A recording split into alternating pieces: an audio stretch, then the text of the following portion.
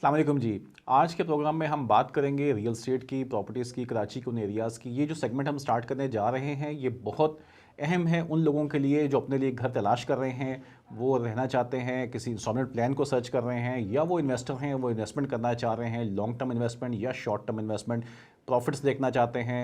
Property के बारे में वो बातें जो आप जानना चाहिए आपको कहीं पे भी अपनी मेहनत की कमाई, खून पसीने की कमाई को कहीं पे इन्वेस्ट करने से पहले कुछ बेसिक इन्फॉर्मेशन, नॉलेज आपके पास होनी चाहिए उस एरिया को लेके, उसकी सराउंडिंग्स को लेके, वहाँ पे किस किस्म की रियल एस्टेट चल रही है, डायनामिक्स क्या है वहाँ पे।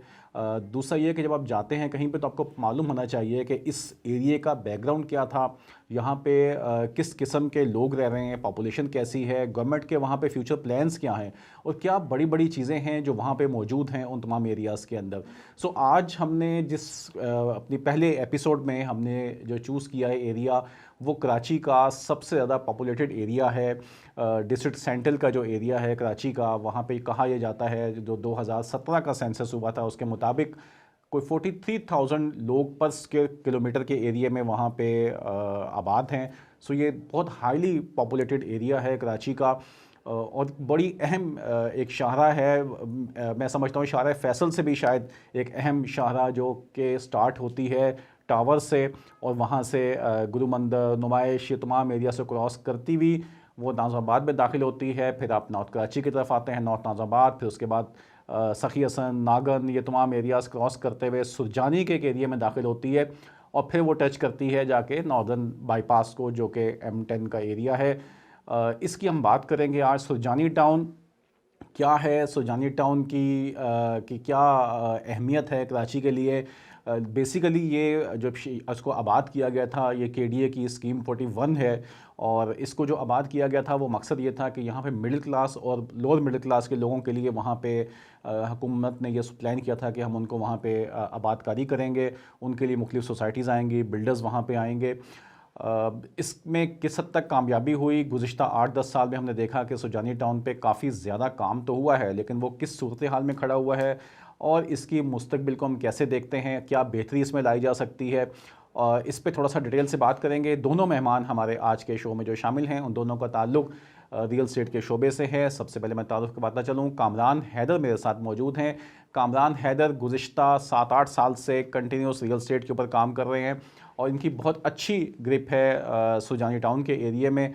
तो इनसे हम बात करेंगे सुरजानी टाउन को लेके कि वहाँ पर ये इसको कैसे देखते हैं, इनकी निगाह से हम देखेंगे, एक एक्सपर्ट की निगाह से हम सुरजानी टाउन को देखेंगे। इनके साथ साथ हमारे दूसरे गेस्ट हैं हैदर अली साहब। हैदर अली का एक वास्ट एक्सपीरियंस है रियल एस्टेट सेल्स के अंदर। ये सेल्स की एक जो एक पैशनेट किस्म की एक निगाह होती है सेल्समैन की, ये उसकी नज़र से देखेंगे। ये वहाँ पे डिफरेंट प्रोजेक्ट्स पे काम करते रहे हैं और अभी भी कर रहे हैं, तो ये उस हवाले से थोड़ा सा हम इनसे जानेंगे कि वहाँ पे क्या ये देखते हैं 2024 में क्या होने वाला है, और इनकी राय क्या है, कहाँ इन्वेस्टमेंट करनी चाहिए और क्या होना चाहिए।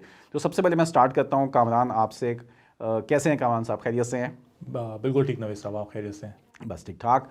कामरान, मुझे सबसे पहले ये बताइए कि सुरजानी टाउन को मैं अगर ये जानना चाहूँ कि आप इस एरिया को क्या वाकई मिडिल क्लास और लोअर मिडिल क्लास का एरिया मानते भी हैं? नहीं, मैं इसमें थोड़ा सा कहूँगा कि अब सुरजानी टाउन जो है वो लोअर मिडिल क्लास की पहुँच से निकलता हुआ अपर मिडिल क्लास की पहुँच में आ चुका है। और मतलब मैं ये कहूँगा कि अगर आपने या हमारे जो अवाम हैं उन्होंने 1 साल 2 साल और मज़ीद लेट किया तो ये अपर मिडिल क्लास का ही रह जाएगा सिर्फ। ज़बरदस्त। इतनी महंगाई आप महसूस कर रहे हैं कि ज़मीन इतनी महंगी हो गई है वहाँ पे? ज़मीन महंगी बिल्कुल हो गई है, क्योंकि उसकी वजह यह है कि इस वक्त सुरजानी टाउन हर ख़ास व आम, हर छोटे बड़े बिल्डर की तवज्जो का मरकज़ बना हुआ है। इस वक्त कराची का कोई ऐसा बिल्डर नहीं है, चाहे वो बड़े से बड़ा नाम हम साइमा देख लें या कोई छोटा बिल्डर क्यों ना हो, इस वक्त हर बंदा इस अपनी सोसाइटी, अपने प्रोजेक्ट सुरजानी टाउन में मतलब हर महीने कोई ना कोई नया प्रोजेक्ट वहाँ पे लॉन्च हो रहा है। तो जिसकी वजह से मैं ये समझता हूँ कि आने वाले 2-3 साल बहुत इंपॉर्टेंट है सुरजानी के लिए, और यही वजह होगी कि जो ये सुरजानी टाउन है ये लोअर मिडिल क्लास की पहुँच से बाहर निकलता हुआ अपर मिडिल क्लास तक महदूद रह जाएगा। बिल्कुल ठीक है। अच्छा, अमन अमान की सूरत हाल कैसी है वहाँ पे? क्योंकि जब हम नॉर्थ कराची का या इस तरह के एरियाज़ का जिक्र करते हैं तो लोग स्पेशली जो इन्वेस्टर्स होते हैं जो कि पुल के उस पार रहते हैं वो समझते हैं कि शायद पता नहीं हालात कैसे होंगे, तो वो इन चीज़ों को बड़ा सोचते हैं। तो सुजानी, आज का सुजानी कैसा है? सर आज का सुरजानी शायद इस वक्त के बहुत किसी पॉपुलेटेड एरिया से भी अगर कंपेयर किया जाए तो कम नहीं होगा। रकबे के लिहाज से या आबादी के लिहाज से सरजानी टाउन इस वक्त बहुत ज़्यादा वसी अपना कैनवस रखता है। हर एरिया के अंदर पॉपुलेशन जो है वो सरजानी की ऑलमोस्ट समझने के जी सरजानी टोटल 17 सेक्टर्स के ऊपर जो है वो डिपेंड करता है, जिसके अपने सब सेक्टर्स हैं A B C 1 2 3। और इन 17 में से कमोबेश 10 सेक्टर हाउसफुल हो चुके हैं। इन 10 सेक्टरों के अंदर आज अगर आपको ज़मीन लेनी हो तो आपको काफ़ी मेहनत करनी पड़ेगी एक बजटेड घर निकालने के लिए। ज़बरदस्त। ये जो 17 सेक्टर आपने बताया सुजानी के, टोटल 17 सेक्टर हैं सुजानी के। अच्छा, ये 17 सेक्टर, ये जो इसका फर्स्ट सेक्टर है ये कहाँ से स्टार्ट होता है और ये इसकी एंडिंग कहाँ हो रही है 17वें सेक्टर? ये शुरू होता है 4K चौरंगी। जैसे ही आप क्रॉस करते हैं 4K चौरंगी क्रॉस करने के बाद जो लेफ़्ट हैंड पे पहला सेक्टर है आपका, ये L1 के नाम से इसको कहते हैं। सेक्टर L1 सरजानी टाउन का ये सबसे पहला सेक्टर है। इसके बाद लेफ़्ट हैंड पे आपका जो है वो सेक्टर 2 और सेक्टर 3 आ जाता है। सेक्टर 3 जो है वो कनीस फातिमा एक सोसाइटी है हमारी गुलशन स्कीम 33 की, जो बहुत मशहूर सोसाइटी है।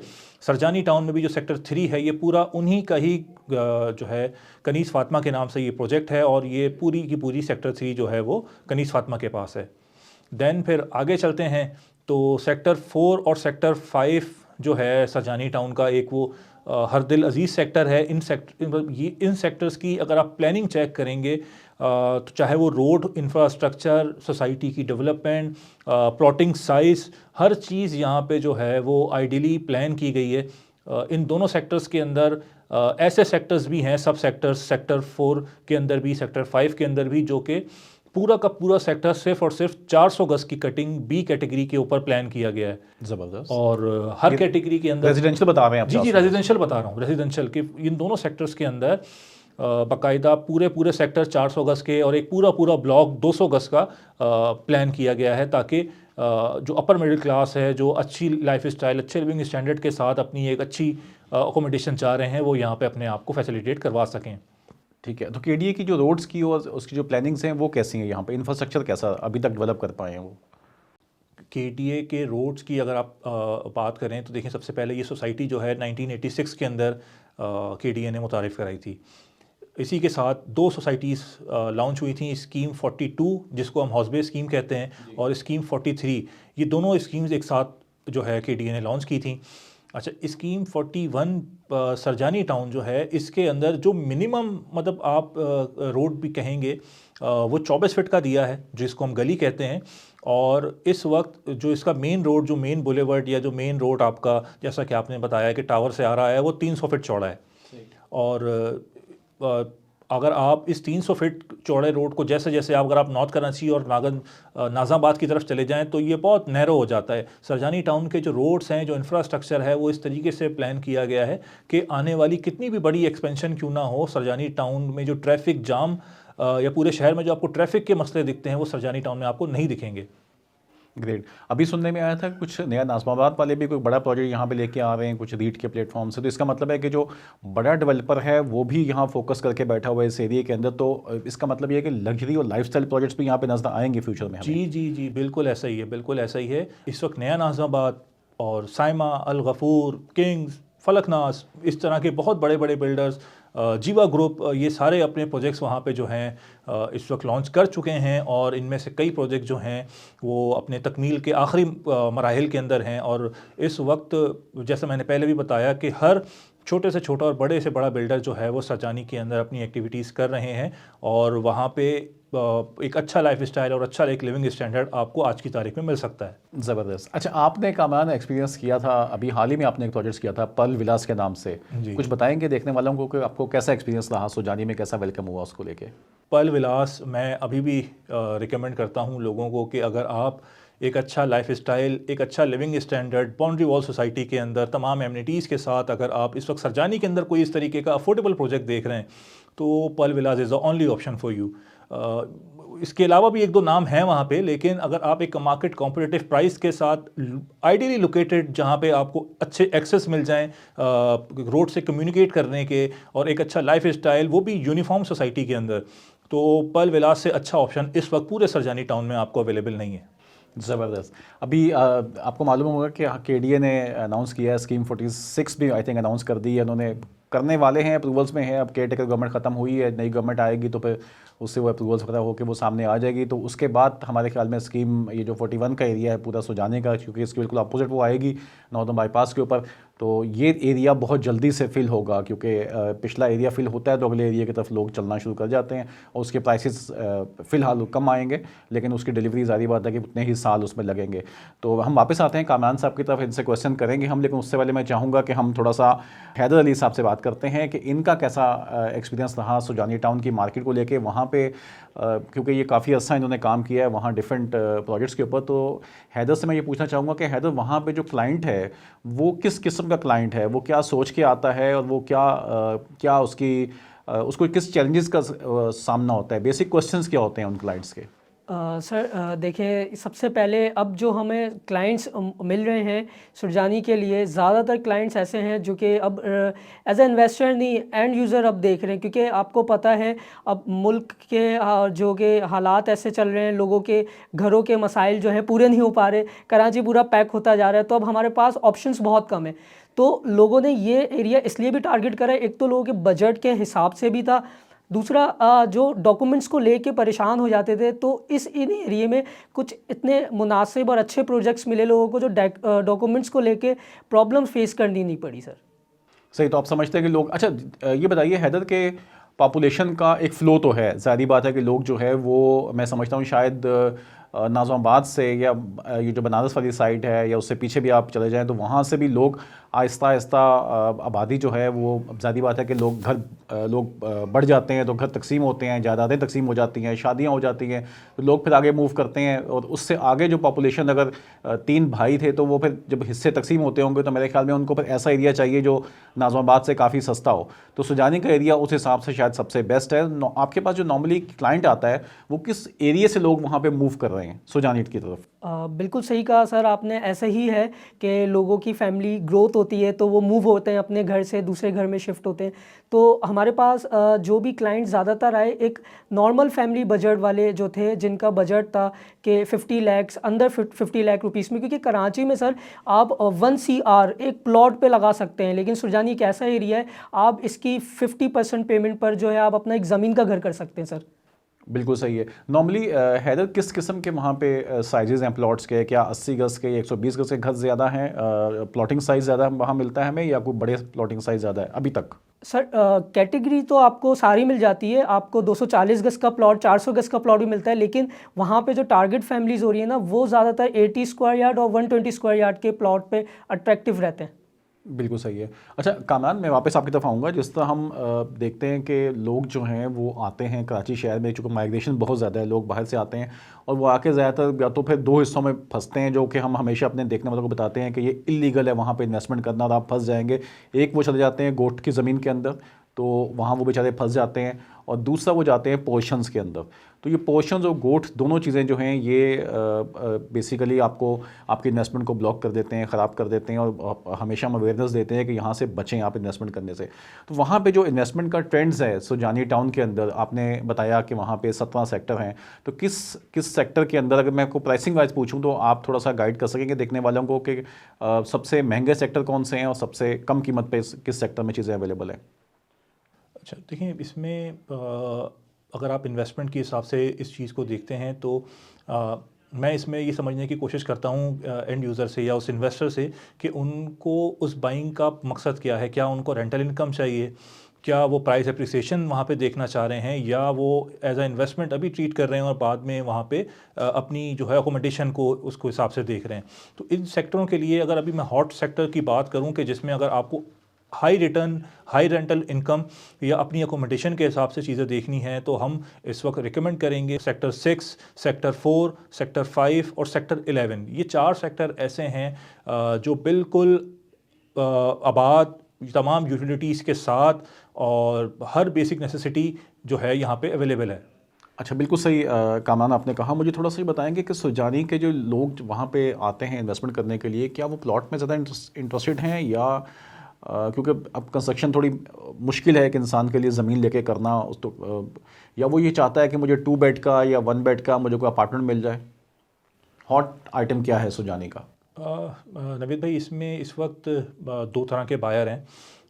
आइडियली सरजानी के अंदर जो मेजॉरिटी है वो उसी तरह के बायर की हैं जो ज़मीन का घर जो है वो ढूंढ रहे हैं। ठीक है। क्योंकि इस वक्त सरजानी टाउन एक ऐसी जगह है जहाँ पे अगर आप ज़मीन का घर बनाना चाहते हैं तो आपको बहुत आसानी से एक रीज़नेबल बजट के अंदर आप बना सकते हैं। यानी इस वक्त सरजानी में अगर मैं प्लॉट की बात करूं, 120 गज का आइडियल प्लॉट आपको जहां पे आपकी एमिनिटीज़ और बेसिक नेसेसिटी होम मौजूद, वो 25-27 लाख रुपए का एक एवरेज प्लॉट आपको डिपेंड की कैटेगरी क्या है उसके हिसाब से फिर उसके प्राइसेस 120 गज का 120 गज का प्लॉट आपको इस रेंज में मिल जाता है। इसके अलावा अगर कोई दूसरा हॉट आइटम है तो वो है एक 2 बेड का अपार्टमेंट, जो एक आइडियली एक फैमिली के लिए जो है रिक्वायरमेंट है। और 2 बेड का अपार्टमेंट जो है वहाँ पे इस वक्त किसी भी रेडी प्रोजेक्ट के अंदर विद इन द विसिनिटी आपको 45 से 50 लाख रुपए के दरमियान इस रेंज में मिल जाता है। ठीक है, 2 बेड के अपार्टमेंट की 2 बेड के अपार्टमेंट। ओके, ग्रेट, ज़बरदस्त होगी, ज़बरदस्त। बहुत शुक्रिया कामरान आपका। हैदर, मैं आपसे सिर्फ आखिर में ये जानना चाहूँगा कि अगर कोई बुकिंग करवाना चाहता है तो उसकी जो डॉक्यूमेंट्स हैं वो क्या रिक्वायरमेंट होती है बिल्डर की साइड से? क्या डॉक्यूमेंट्स उसको चाहिए आपको सबमिट करवाने के लिए? लाइक आप तस्वीरें मांगते हैं, कोई उसको मिलता क्या है, फॉर्म देते हैं आप उसको? देखिए बिल्कुल ऐसा ही है। प्रॉपर आपको एक फ़ाइल बना के दी जाएगी जिसमें कंफर्मेशन होती है, जिसमें आपको एलोकेशन कंफर्म करके दी जाती है कि सिर्फ बुकिंग का फॉर्म नहीं होगा, आपने जो अपनी लोकेशन कंफर्म करी है उसके साथ साथ जस्ट हमें जो डॉक्यूमेंट चाहिए होता है CNIC और अलॉटी जो होते हैं उनकी CNIC जो पिक्चर्स होती हैं पासपोर्ट साइज़ की, वो हम अटैच करते हैं इसमें और क्लाइंट्स के हैंड ओवर कर देते हैं, वो भी विद इन 7 डेज़ में। इसमें कोई लंबा पीरियड नहीं लेंगे सर। बिल्कुल सही, बहुत बहुत शुक्रिया कामरान आपका भी, हैदर आपका भी। आप दोनों तशरीफ़ लाए हमारे शो में। इंशाल्लाह फ्यूचर में भी हम आपको इनवाइट करेंगे और मुख्तलिफ़ एरियाज़ के ऊपर हम बात करेंगे, जो जो प्रोजेक्ट्स ऑन बोर्ड आएंगे और आपको इन्फॉर्मेशन चाहिए होगी। आपने कुछ कमेंट्स करने हो, कोई क्वेश्चन करना हो सुजानी से रिलेटेड, अली टाउन से रिलेटेड, कोई इन्वेस्टमेंट से के बारे में आप कोई बात करना चाहते हैं, कोई पूछना चाहते हैं, प्लीज़ कमेंट्स में लिखिए। स्क्रीन पे दिए गए नंबर पे कॉल कर सकते हैं, कमेंट्स में आप लिख सकते हैं, हम आपको कनेक्ट करवा देंगे हैदर के साथ, कामरान के साथ। आप इनसे बात कर सकते हैं। मैं सिर्फ ये कहूँगा आखिर में कि देखें, इन्वेस्टमेंट जो है वो करने से पहले ज़रूर आपका जो पहला जो फ़र्ज़ है, आपके ऊपर फ़र्ज़ है, वो है इन्वेस्टिगेट करना, प्रॉपर रिसर्च करना। इन्फॉर्मेशन आपके पास होनी चाहिए, किसी गलत जगह पे ना फंसें। हमेशा ऐसी जगहों पे इन्वेस्टमेंट करने जाएं जहां आपको मालूम हो कि अगले 1 साल में या 3 साल में क्या होने वाला है, उसका फ्यूचर कैसा है लोकेशन का। और उसके साथ जो सबसे अहम चीज़ है वो NOCs होते हैं, डॉक्यूमेंटेशंस होती हैं, वो उसकी अहमियत को समझें। वो जो एक NOC मिलता है किसी बिल्डर को, वो आप लाजमी उससे मांग सकते हैं, ये आपका बुनियादी हक है अपना उस NOC के डॉक्यूमेंट को देखना। बहुत शुक्रिया वीडियो देखने का। हमें फ़ीडबैक दीजिएगा। हम इंशाल्लाह नेक्स्ट प्रोग्राम में आपके पास किसी दूसरे एरिया को लेकर आएंगे और उसके बारे में पूरा आपको एक्सप्लेन करेंगे। उस पर जो भी वहाँ पे प्राइसिंग होगी और वहाँ जो चैलेंजेस आ रहे होंगे लोगों को, उन सब के बारे में बात करेंगे, डिटेल से बताएंगे और वहाँ के अच्छे प्रोजेक्ट्स को आपके सामने हाईलाइट करेंगे। तो आपके फ़ीडबैक का इंतज़ार रहेगा। दुआ में याद रखिएगा। अस्सलाम वालेकुम।